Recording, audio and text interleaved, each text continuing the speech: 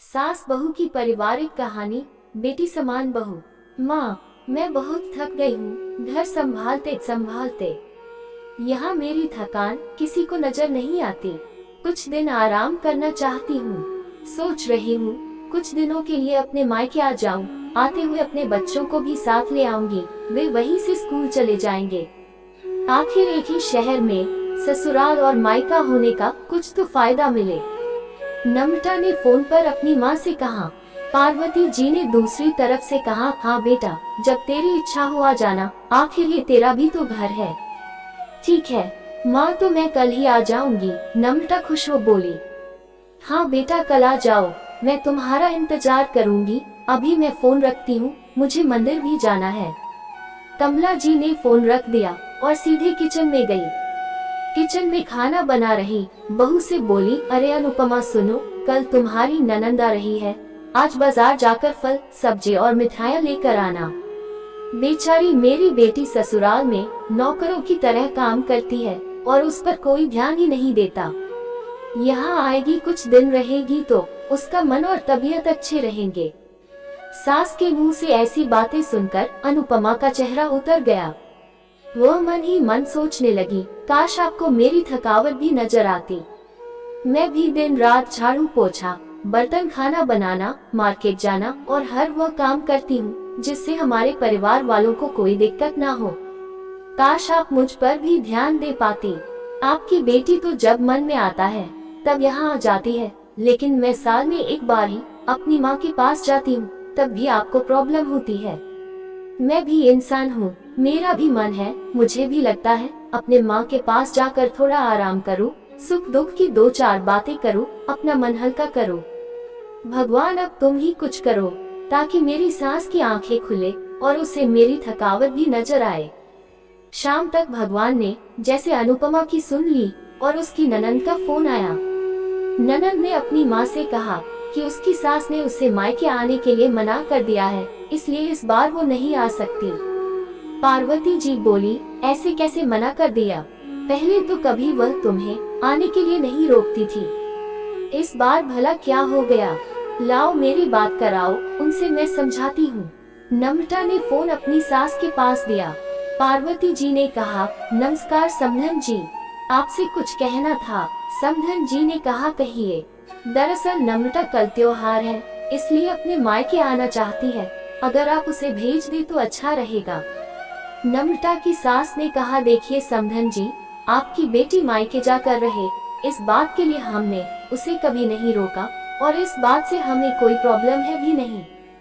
कुछ दिनों पहले मैं अपने रिश्तेदार की शादी में गई थी, वहाँ आपकी बहू अनुपमा की माता जी से मिलने का मौका मिला। उनसे गपशप करने के दौरान उनकी बातों से पता चला कि अनुपमा को साल में एक ही बार अपने मायके जाने को मिलता है और वह भी बहुत कम समय के लिए। मुझे लगता है आपको पहले अनुपमा को उसके मायके भेज देना चाहिए और वह जब मायके होकर आ जाएगी तो मैं नम्रता को आपके पास भेज दूंगी। एक बहुत जरूरी बात जो मुझे लगता है आपको समझ लेनी चाहिए कि आपको अपनी बहू को भी बेटी की तरह या बेटी से भी ज्यादा प्यार देना चाहिए। उसे भी मायके जाने की इच्छा होती होगी। हो सकता है नम्रता के वहाँ आने से उसकी आवभगत करने के लिए आप उसे उसके मायके नहीं भेजती होंगी, या फिर वह आपसे कुछ कहने से अभी डरती हो।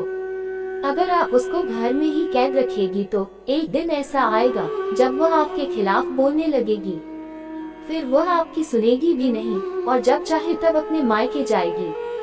ऐसी परिस्थिति आए, इससे अच्छा है कि आप ही कुछ बदलाव अमल में ले आए जिससे आपका रिश्ता और रिश्ते की मिठास खराब ना हो। पार्वती को अपने समधन के हर एक शब्द में सच्चाई नजर आई। उन्हें महसूस हुआ कि उन्होंने अपनी बेटी के प्यार में अंधे होकर कभी भी अपनी बहू के मन का विचार नहीं किया। उन्होंने हमेशा ही अपनी बेटी को अपने बहू से ऊपर रखा। दूसरी तरफ नम्रता भी अपनी भाभी के बारे में हो रही इस बातचीत को सुन रही थी। उसने भी रियलाइज किया कि वह कभी भी अपनी भाभी के साथ ठीक से बात नहीं करती और जब जब वह अपने मायके जाती है तो भाभी थोड़ी उदास रहती है।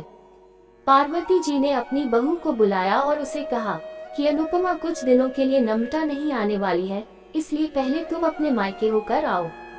ये सुनते ही अनुपमा का चेहरा खिल गया क्योंकि यह पहली बार था जब उसकी सास ने सामने से उसे अपने मायके जाने के लिए कहा था।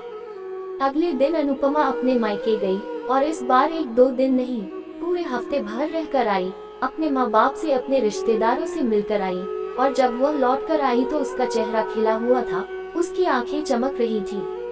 अनुपमा के आने के बाद नम्रता भी अपने मायके आई और इस बार वो खुद सामने से अपनी भाभी से खुशी खुशी मिली और अच्छे से बात की। नम्रता ने अपनी माँ से बात करके उन्हें भी अच्छे से समझने में मदद की। वह कहीं ना कहीं अनुपमा के साथ गलत व्यवहार कर रहे थे।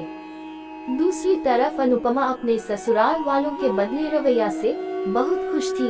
अब वह खुशी खुशी सबका ध्यान रखती और हर काम प्यार से करती। वो ध्यान रखती कि कोई भी ऐसी बात या काम ना करे जिससे घर में तनाव का माहौल पैदा। पार्वती जी अपनी बहू को खुद ही समय समय पर मायके भेज दिया करती। एक छोटे से बदलाव ने सास बहू और भाभी ननंद के बीच की कड़वाहट को दूर कर दिया और रिश्तों को और भी ज्यादा मीठा और मजबूत कर दिया। आप अपनी सुझाव हमें कमेंट करें और चैनल को सब्सक्राइब करें, लाइक करें, हमें सपोर्ट करें। धन्यवाद।